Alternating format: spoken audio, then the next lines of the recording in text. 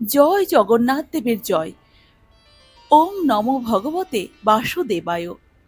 জয় শ্রীকৃষ্ণ। রাধে রাধে। নমস্কার শ্রোতা বন্ধুরা, সকলকে পরমাত্মার সন্ধান চ্যানেলে স্বাগত।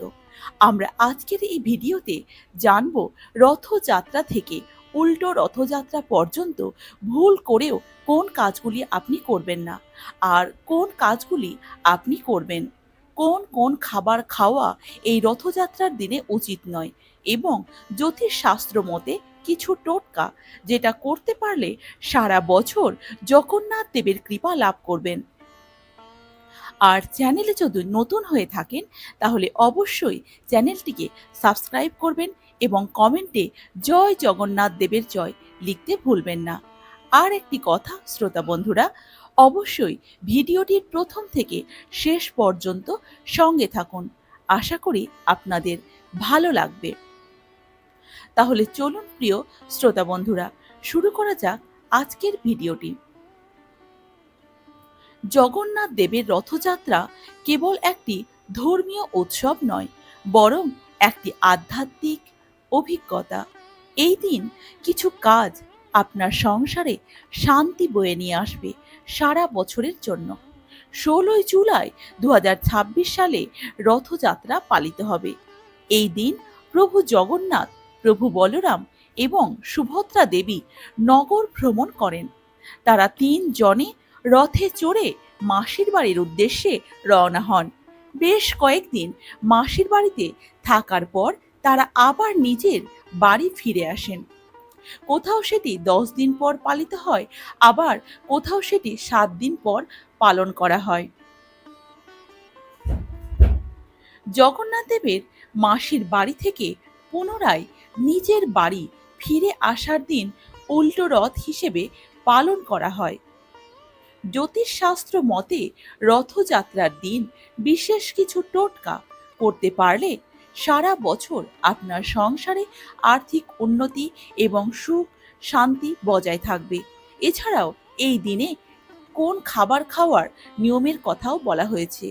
এই উপলক্ষে লক্ষ লক্ষ মানুষ পুরীতে যান এবং ভগবান জগন্নাথ, বলভদ্র এবং সুভদ্রার রথ টানার সৌভাগ্য লাভ করেন। বলা হয়, যদি কেউ এই যাত্রায় অংশগ্রহণ করেন তার জীবন শুভতায় পূর্ণ হয় এবং ঈশ্বরের বিশেষ কৃপা লাভ হয় এবং সারা জীবন এই কৃপা থাকে। এবং আরেকটি কথা, এই রথের দড়ি টানলে নাকি আর পুনর্জন্ম হয় না। এছাড়াও জ্যোতিষশাস্ত্র অনুযায়ী এই দিন কিছু উপায় করলে জগন্নাথ দেবের আশীর্বাদে সারা বছর টাকা পয়সার কোনো অভাব থাকে না। একটা লাল কাপড়ের মধ্যে ৫টা লক্ষ্মীর কড়ি, ৫টা হলুদের গাঁট এবং ৫টা লবঙ্গ নিয়ে সেটা ভালো করে মুড়িয়ে জগন্নাথ দেবের চরণে স্পর্শ করে ক্যাশ বাক্স বা লকারে, যেখানে আপনি টাকা পয়সা রাখেন, সেইখানে রেখে দিন। এটি করতে পারলে সারা বছর আপনার টাকা পয়সার কোনো অভাব হবে না।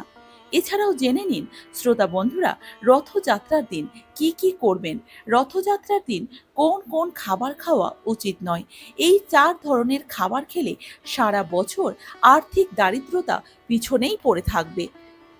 সেগুলি হলো পুঁই শাক, কলমি শাক, তেতো জাতীয় যে কোনো ধরনের খাবার এবং আমিষ জাতীয় খাবার। এই ৪টি খাবার আপনারা কোনো মতেই এই রথযাত্রার দিনে খাবেন না।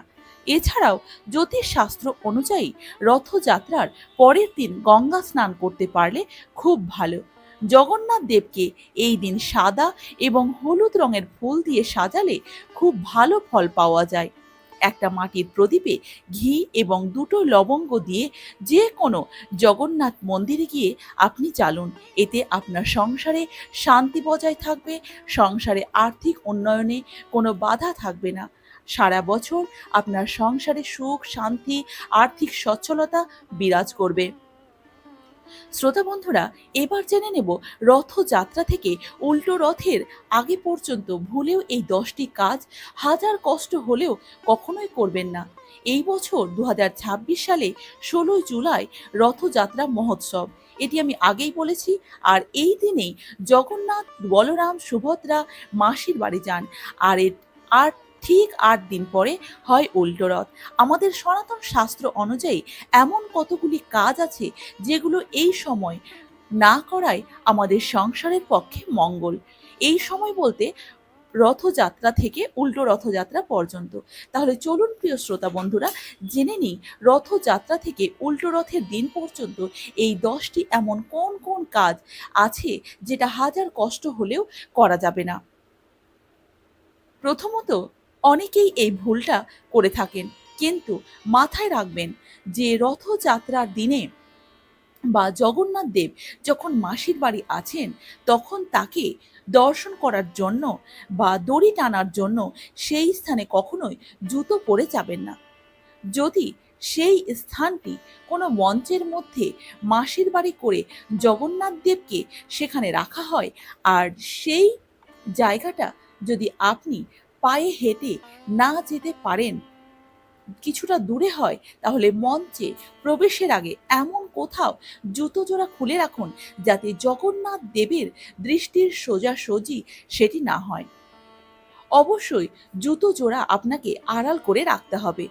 দ্বিতীয়ত, এই দিনগুলোতে কখনোই দেরি করে ঘুম থেকে ওঠা উচিত নয়।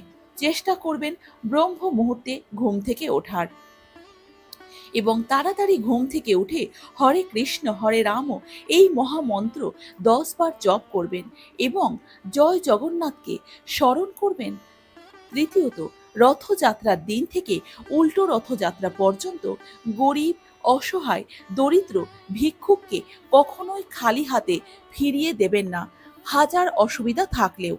চতুর্থত, এই সকল দিনে কাউকে মনে কষ্ট দিয়ে কখনো কথা বলবেন না। মনে কষ্ট দিয়ে কথা বলে স্বয়ং প্রভু জগন্নাথ মনে মনে আঘাত পান এবং আপনার উপরে ক্রুদ্ধ হন। পঞ্চমত, এই দিনে ভুলেও বৈষ্ণব অপরাধ করবেন না, এটি সম্পূর্ণ ক্ষমার অযোগ্য। ষষ্ঠত, রথযাত্রার দিনে তাস, জুয়া, নেশা জাতীয় দ্রব্য ও স্ত্রী সঙ্গম করা যাবে না, এতে প্রভু শ্রী জগন্নাথ রুষ্ট হন।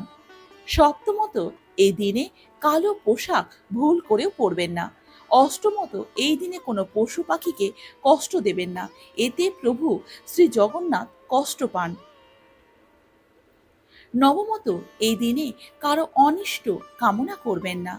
দশমত, যদি কখনো মুখ থেকে কোনো কারণে কোনো খারাপ কথা বেরিয়ে যায় তাহলে ভগবানের কাছে তৎক্ষণাৎ ক্ষমা চেয়ে নিন, প্রভু আমার ভুল হয়ে গেছে, আমাকে ক্ষমা করে দিন। এবং এই দিনে কোনো কালো রঙের পোশাক পরবেন না, কোনো কাটাকুটি কিছু করবেন না, সেলাই করবেন না। ভালো থাকবেন, সুস্থ